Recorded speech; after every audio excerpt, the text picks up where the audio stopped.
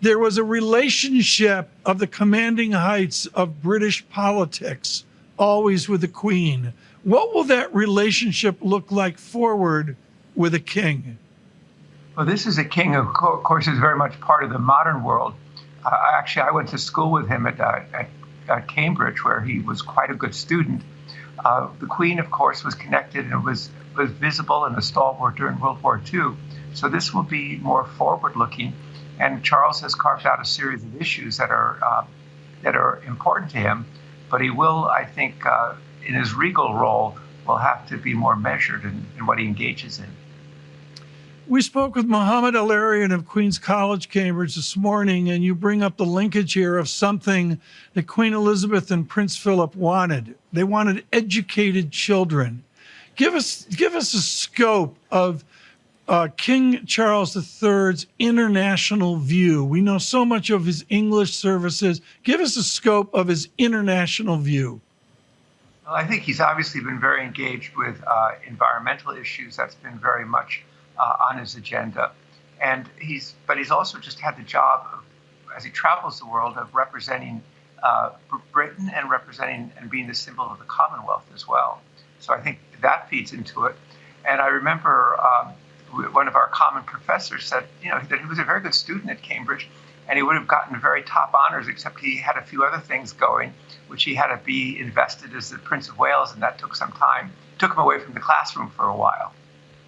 They were going to invest you as a Prince of Oil. Lisa? Well, Dan, and actually it's one that's very relevant at the moment, given some of the pressing issues at hand, and we'll get to that in just a minute. But when I look at the book title behind you, The New Map, and this question of the new order of things and where the Commonwealth fits in, how do you see the alliances sort of shaping, and what will the new Commonwealth look like? Will it be the United Kingdom? There are so many questions around this unity. Well, Britain is because after Brexit has to cast itself a new role. Remember that role closer to the United States and trying to be, in a sense, an independent global power. But it's doing so at a time when its economy is really in big trouble. And Liz Truss, the new prime minister, has a very difficult job ahead. It is interesting, by the way, she has embarked on a Thatcher-like program right from the beginning. Definitely, she's made a turn, and it really does invoke the woman who was prime minister the longest in the last century and a half, Margaret Thatcher. So, Dan, you are an expert in all things having to do with oil and energy. And this really is at the epicenter of what you were just talking about in terms of this Thatcher-esque program. Do you think this is the right solution? How important is it to target what we've been talking about all morning, which is the demand side of things, and dampen it in order to get things more into balance? Well, I think demand has to come down. If you can bring it down 15% through almost voluntary response to price and so forth, that can take a lot of pressure off. It's striking how much Russian gas to Europe volumes now are down to 9 and 10% when it used to be close to 40%. Much depends upon the winter, but once they get the storage filled in Europe, I think that takes some of the pressure off the market.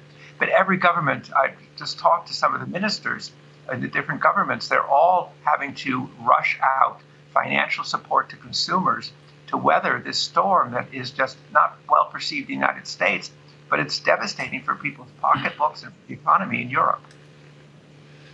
Dr. Yergin, John Farrow has brought up a number of times the failure of Germany and their hydrocarbon policy with Russia.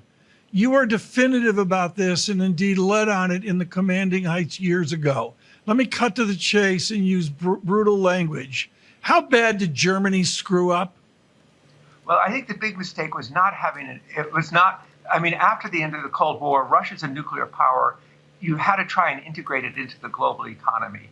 And energy was one of the ways to do it. I think the big mistake the Germans made where they were confident they would just rely upon that. They didn't build energy security in, they didn't build diversity so that they were overly dependent. I think that was their problem. And I think shutting down nuclear power turns out to have been not a good idea. In fact, the reactors that were going to be shut down at the end of the year, they're going to at least keep a couple of them either for emergencies or maybe keep them operating. Even Japan, after Fukushima, did not close down all of its nuclear power.